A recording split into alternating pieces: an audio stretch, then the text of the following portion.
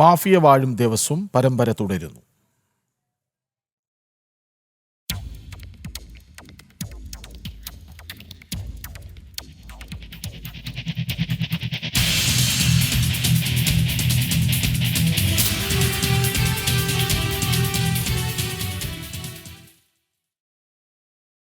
കോഴിക്കോട് ബാലുശ്ശേരി കോട്ട ക്ഷേത്രത്തിൽ നിന്ന് 20 പവൻ സ്വർണം കവർന്ന മുൻ ദേവസ്വം ബോർഡ് ഓഫീസർ ടി.പി. വിനോദിനെ പിടികൂടാതെ പോലീസ് ഒത്തുകളിക്കുകയാണെന്ന ആരോപണം ശക്തമാകുന്നു. പി. വിനോദൻ പേരാമ്പ്ര കടിയങ്ങാട്ടിലെ വീട്ടിൽ വന്ന് പോകുന്നുണ്ടായിരുന്നുവെന്ന് വിവരം ലഭിച്ചിട്ടും പോലീസിനെ അറസ്റ്റ് ചെയ്യാൻ കഴിയാത്തത് പരസ്പര ധാരണയുടെ ഭാഗമാണെന്നാണ് ഭക്തരുടെ ആരോപണം. വിശദാംശങ്ങളുമായി അനഘ ഹർഷനൊപ്പം ചേരുന്നു. അനഘ, ഈ വാർത്ത നേരത്തെ തന്നെ അനഘ നൽകിയിരുന്നതാണ്. മാത്രമല്ല, ഈ വിനോദ് എന്ന കഥാപാത്രം മറ്റു ചില അഴിമതികൾ, കവർച്ചകളൊക്കെ നടത്തിയിട്ടുണ്ടെന്നുള്ള ആരോപണവും ഉയർന്നുവെന്നാണ് ഞാൻ ഓർക്കുന്നത്. ആയിരുന്നു ആ വാർത്ത എന്നാണ് ഞാൻ മനസ്സിലാക്കുന്നത്. ഇപ്പോഴും വീട്ടിൽ വന്നു പോയിട്ടും പോലീസ് എന്തുകൊണ്ട് ഇയാളെ പിടികൂടുന്നില്ല എന്നാണ്.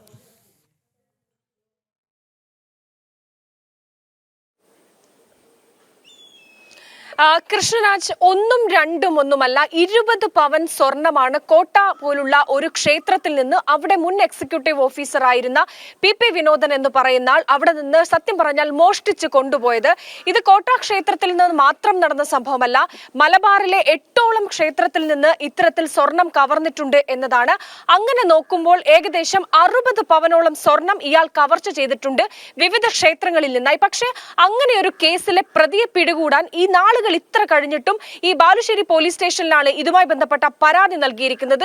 പക്ഷേ ഇത്ര ദിവസം കഴിഞ്ഞിട്ടും ഈ പി. വിനോദൻ എന്ന മുൻ എക്സിക്യൂട്ടീവ് ഓഫീസറെ പിടികൂടാൻ ഈ ബാലുശ്ശേരി പോലീസിന് കഴിയുന്നില്ല എന്നുള്ളതാണ്. അതായത് ഈ പേരാമ്പ്രയിലാണ് ഈ പി. വിനോദന്റെ വീട്. ഈ വീട്ടിലേക്ക് ഈ പി. വിനോദൻ വന്നു പോകുന്നുണ്ട് എന്നാണ് ആ പ്രദേശവാസികൾ പറയുന്നത്. അങ്ങനെ വീട്ടിലേക്ക് സ്ഥിരമായി എത്തുന്ന ഒരാളാണ് പി. വിനോദൻ. അങ്ങനെ ആയിട്ട് പോലും എന്തുകൊണ്ട് പി. വിനോദനെ പിടിക്കാൻ ഈ ബാലുശ്ശേരി പോലീസിന് കഴിയുന്നില്ല എന്നൊരു ചോദ്യമാണ് ഭക്തർ ചോദിക്കുന്നത്. സാധാരണ ഒരു വീട്ടിലൊക്കെ നടത്തുന്നത് പോലെ അല്ലെങ്കിൽ മറ്റ് കള്ളന്മാർ നടത്തുന്നതിൽ അധികമുള്ള മോഷണം അത് അമ്പലങ്ങളെ കേന്ദ്രീകരിച്ചാണ് ഇയാൾ നടത്തിയിരിക്കുന്നത്. ഈ കാര്യങ്ങൾ ഈ എക്സിക്യൂട്ടീവ് ഓഫീസർ തന്നെയാണ് വെളിപ്പെടുത്തുകയും ചെയ്തിരിക്കുന്നത്. ക്ഷേത്രത്തിലെ ഇയാൾ ഇത്തരത്തിൽ മറ്റ് ക്ഷേത്രങ്ങളിൽ നിന്നൊക്കെയായി ഇത്തരം സ്വർണം കവർന്നിട്ടുണ്ട്. ഈ കൊയിലാണ്ടി തന്നെയുള്ള പന്നിരങ്കാവ് പോലുള്ള സ്ഥലങ്ങളിൽ നിന്നുള്ള ക്ഷേത്രങ്ങളിലുള്ള സ്വർണം ഇയാൾ കവർന്നിട്ടുണ്ട്. അങ്ങനെയെല്ലാം നോക്കുമ്പോൾ ഏകദേശം 60 പവന് മേൽ സ്വർണം ഇയാളുടെ പക്കലുണ്ട്. അത് ഇതുവരെ തിരിച്ചു കണ്ടെത്താൻ സാധിച്ചിട്ടില്ല. ഈ ക്ഷേത്രങ്ങളിലൊക്കെ ഭക്തർ കാണിക്കയായി സമർപ്പിക്കുന്ന സ്വർണമാണ് ഈ രീതിയിൽ അവിടെ മുൻ എക്സിക്യൂട്ടീവ് ഓഫീസറായി എത്തിയ മലബാർ ദേവസ്വം ബോർഡ് തന്നെയാണ് ഇത്തരത്തിൽ ക്ഷേത്രങ്ങളിൽ എക്സിക്യൂട്ടീവ് ഓഫീസറെ നിയമിക്കുന്നത്.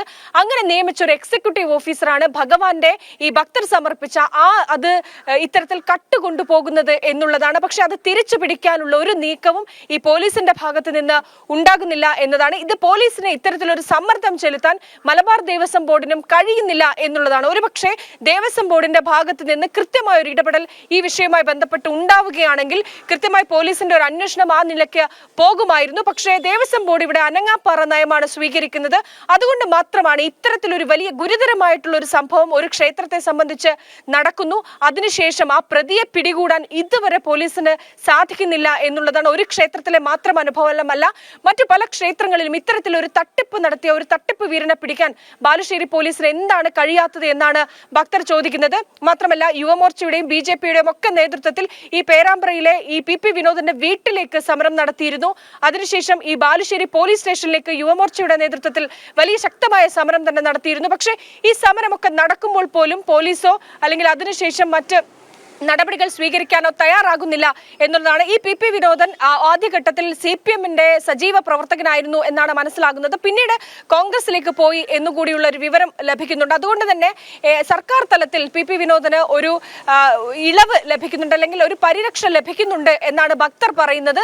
അങ്ങനെ സർക്കാരിന്റെ തണൽ ലഭിക്കുന്നത് കൊണ്ട് മാത്രമാണ് ഇങ്ങനെ ഒരു കളവ് ചെയ്ത പ്രതിക്ക് ഇപ്പോഴും ഒളിവിൽ താമസിക്കാനും പോലീസിന്റെ കണ്ണിൽപ്പെടാതെ മാറി നടക്കാനും അല്ലെങ്കിൽ പോലീസ് കണ്ടിട്ടും ഇയാളെ പിടികൂടാതെ നടക്കുന്നത് ചെയ്യുന്നതിനും ഒക്കെ കാരണം ഇത്തരത്തിൽ CPM-മായി ഒരു അന്തർധാര PP വിനോദിന് ഉള്ളത് കൊണ്ടാണ് എന്നാണ് ഭക്തർ പറയുന്നത്.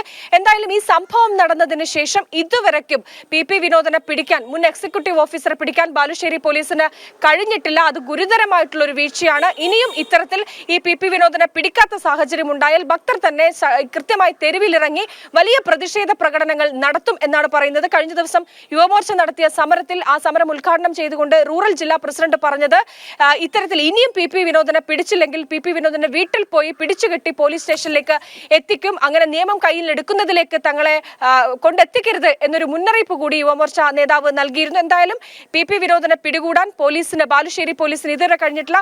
ഈ വിഷയത്തിൽ കൃത്യമായ ഒരു ഇടപെടൽ നടത്തി പ്രതിയെ പോലീസിന് പിടികൂടാത്ത സാഹചര്യം ഉണ്ടാകുമ്പോൾ പോലും അതിൽ കൃത്യമായ ഒരു ഇടപെടൽ നടത്താൻ ദേവസ്വം ബോർഡിനും കഴിയുന്നില്ല എന്നുള്ളതാണ് കൃഷ്ണരാജ്.